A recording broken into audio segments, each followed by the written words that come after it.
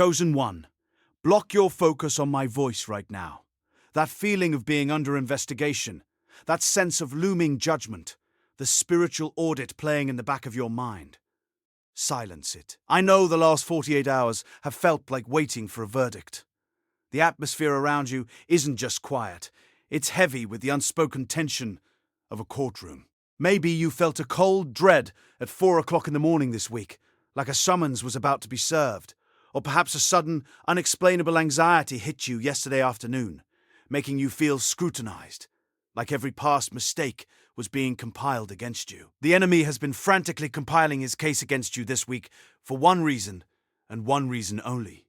He just got served a subpoena from the highest court. It all ends today. The accusations, the false charges, the spiritual litigation. But listen closely, because this is critical. It's not ending because you finally gathered enough evidence to fight back. It's ending because of what you've already done. Think back to that moment this week, when you just let it go. When you refused to defend yourself against the unjust attack. When you walked away from the argument you were provoked into. Or simply didn't engage the accuser who came to your door. You thought you were conceding defeat, that you were letting them win. But that was not surrender. That was filing an appeal directly to the Supreme Court of Heaven. You did not find this message by accident. The algorithm did not bring you here. The High Court of Heaven sent this direct transmission.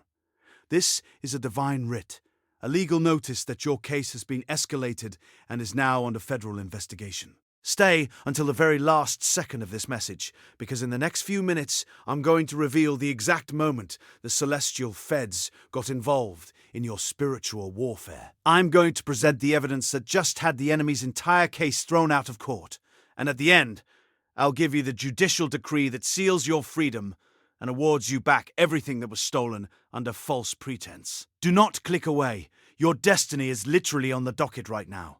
Your future self is begging you to listen, because if you leave now, you might miss the moment the judge bangs the gavel on your behalf. My name is Zerekiel. I've spent years studying the hidden patterns of the spirit realm, the warfare, the awakening, the weapons most people are never taught to use. And I've walked over 10,000 chosen ones through their moment of breakthrough. If this is your first time here, subscribe and hit the notification bell right now. Not because I need the numbers, but because the next message I release might be the one that was written specifically for the war you're fighting tomorrow. You've been in a spiritual holding pattern, feeling like your past mistakes are about to be leveraged against your future. And in this courtroom of your mind, the enemy has been whispering a very specific lie. Listen to your thoughts. He's telling you that because of that one thing you did, that moment of anger, that lapse in faith, that secret sin you thought no one saw, you are forever guilty, forever tainted, and your blessing has been indefinitely postponed. He's telling you the court is still out on your future, that you're still on trial. But I need you to hear what the divine law actually says about this moment. Isaiah 54 verse 17 declares, "No weapon formed against you shall prosper, and every tongue which rises against you in judgment, you shall condemn." Listen to that promise.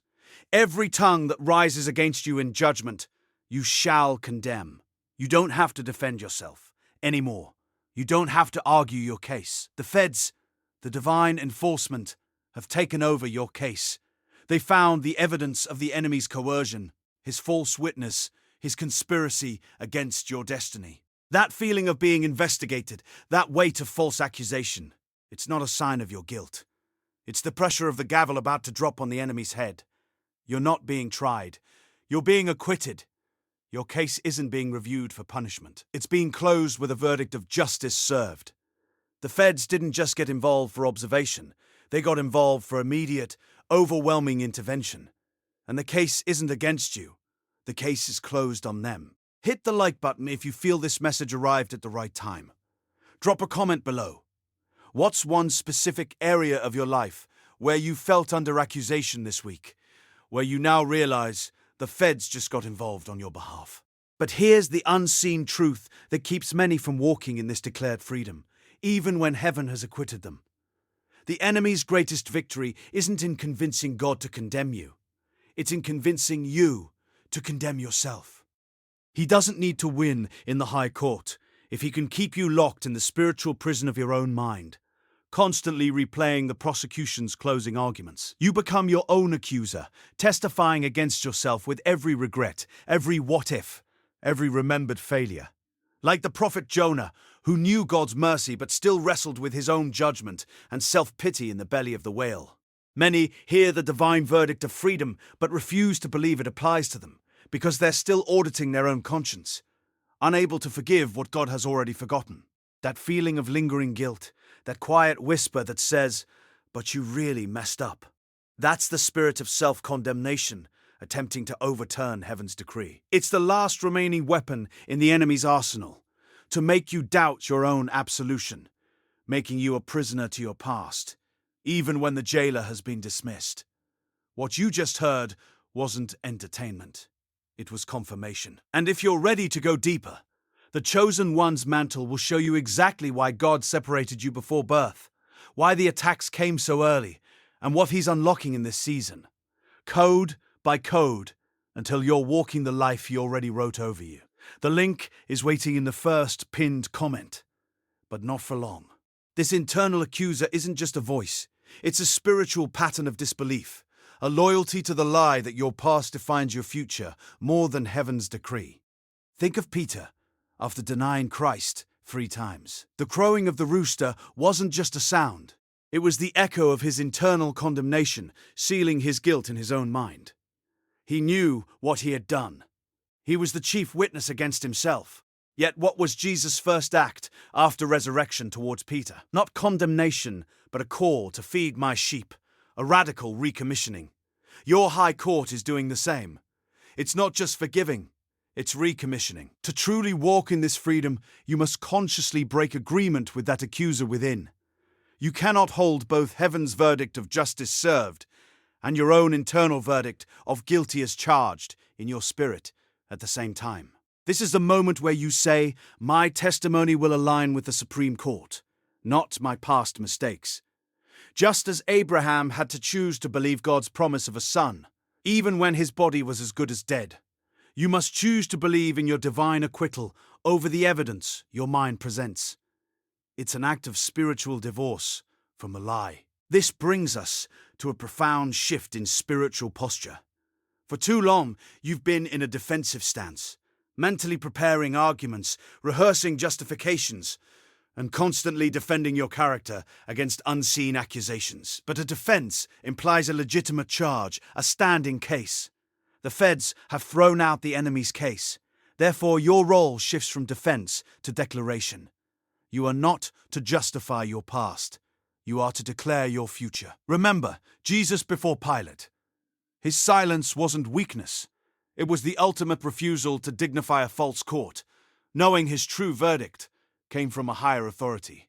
He didn't defend himself. He declared the kingdom. And what's coming next will uncover the hidden intention behind your past suffering. It's not what you think. Once you shift from defending to declaring, you can then reclaim your true identity, not merely as forgiven, but as acquitted. Forgiveness addresses the debt. Acquittal addresses the legal standing. You are not walking around with a pardon for a crime you committed. You are walking as one against whom all charges have been dropped, permanently. Your name has been cleared. Think of Zacchaeus. He didn't just receive forgiveness for his past extortions. He received a public declaration from Jesus that salvation has come to this house. His identity was shifted from public sinner to a son of Abraham, fully restored and welcomed. You are now seen as righteous, not just cleaned. Now, let's revisit that moment earlier this week, when you just let it go. You thought you were conceding defeat, but you were actually activating a divine protection. Refusing to engage with accusation is one of the most powerful, yet overlooked spiritual weapons. It's not passive, it's strategically active. It starves the lie of its energy. The enemy feeds on your reaction, your anger, your frustration. When you deny him that engagement, you cut off his supply. Consider Daniel's friends in the fiery furnace. They didn't debate Nebuchadnezzar's decree. They simply declared, "Our God is able to deliver us. But even if he does not, we will not serve your gods." They refused to engage in the idol worship, and that refusal activated a divine intervention. But there's an even deeper reasons why those specific attacks came, and it's directly tied to the mandate on your life. And this leads us to something critical: understanding the motivation behind the adversary's frantic compilation of your past. He isn't just dwelling on your mistakes for the sake of it. He's looking to stop what's coming. His accusations are not about your past performance. They are about your future potential. He knows the divine mandate on your life, the anointing waiting to be fully unleashed, just as Satan tempted Jesus in the wilderness, not out of idle malice, but to prevent him from fulfilling his messianic purpose. The enemy attacks you because he sees your destiny, and he's trying to abort it before it manifests. His accusations are a desperate attempt to create spiritual stagnation, hoping you'll stay stuck in the fear of judgment. That feeling of being in a spiritual holding pattern, like your blessing was indefinitely postponed. That was never a punishment. It was a season of divine calibration. Heaven wasn't delaying justice, it was preparing you for the weight of your new decree. Think of Moses, spending 40 years in the desert tending sheep before he stood before Pharaoh. Those weren't wasted years, they were years of character forging, of learning the rhythms of the wilderness, of hearing the voice of God without the distractions of Egypt. Your supposed delay was actually your divine training ground, solidifying your conviction and refining your spirit for the immense upgrade that is now upon you. Now, with the case closed and the verdict of justice served declared, you aren't just absolved, you are awarded. This isn't merely about what you've been released from, it's about what you've been released to. This judicial decree grants you legal access to a heavenly inheritance that was previously contested. It's time to activate it. Just as Joshua had to physically cross the Jordan and begin claiming the promised land, even though it was divinely given, you must now step into the territory of your divine purpose. You don't ask for it anymore. You possess it. You are now operating under the full authority of the High Court's ruling, with all the rights and privileges thereof. And here's the part you probably didn't expect. The very suffering, the accusations you endured, the moments you felt most broken and unjustly treated. Those weren't liabilities in the celestial court. They were the evidence. Your refusal to retaliate, your silent endurance, your choice to let it go in the face of injustice. That wasn't weakness. That was your testimony. Like Joseph, whose brothers meant it for evil, but God used it for good. Every tear you cried, every wound you carried, was being meticulously documented by heaven. Those experiences were not for your punishment, but for the enemy's prosecution. Your pain was being woven into the fabric of his downfall. This brings us to a profound divine contradiction that often trips up the strongest among us. The enemy wanted you to believe your weaknesses, your past failures, were insurmountable obstacles. But heaven reveals that your perceived vulnerabilities are actually the very conduits through which divine power flows most freely. Your brokenness wasn't a flaw. It was a point of access for God's perfecting strength. Consider the Apostle Paul, who pleaded with God to remove his thorn in the flesh. God's answer was not removal, but revelation. My grace is sufficient for you, for my strength is made perfect in weakness. Your past isn't a stain. It's the canvas upon which divine restoration is about to paint its masterpiece. And here's the unexpected revelation that reframes everything you just learned. The thing that has been blocking you isn't what you thought. It's not your sin. It's not the enemy's power. It's not even the people who hurt you. It's the subtle, deeply ingrained belief that you still need to fight this war, that you need to gather more evidence, that you need to somehow prove your worthiness. The greatest spiritual warfare weapon isn't aggression, it's unwavering trust. Your struggle to fight back, to explain yourself, to earn your freedom, was inadvertently keeping the courtroom open. Like the Israelites at Jericho, who didn't raise a sword, but simply marched and trusted in God's unconventional strategy, your ultimate victory comes not from struggling, but from surrendering to the divine decree, knowing that the feds have already won your case. Until you fully embrace that radical trust, fully allowing heaven to be your sole defender and advocate, the cycle will perpetuate, not because the charges are valid, but because you keep presenting yourself for trial. Tonight, before you sleep, speak this over yourself and let the High Court's decree settle deep within your spirit. Place your hand over your heart and declare this with me. I am not guilty. The charges against me are dismissed. I release every lie of self-condemnation and every internal accuser. I am acquitted, restored, and recommissioned by the Supreme Court of Heaven. I embrace my divine identity not as a pardoned sinner, but as a righteous heir.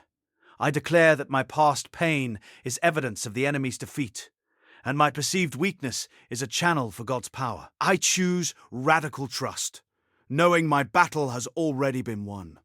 I step into my decreed destiny now, fully free, fully armed, and fully approved by heaven itself.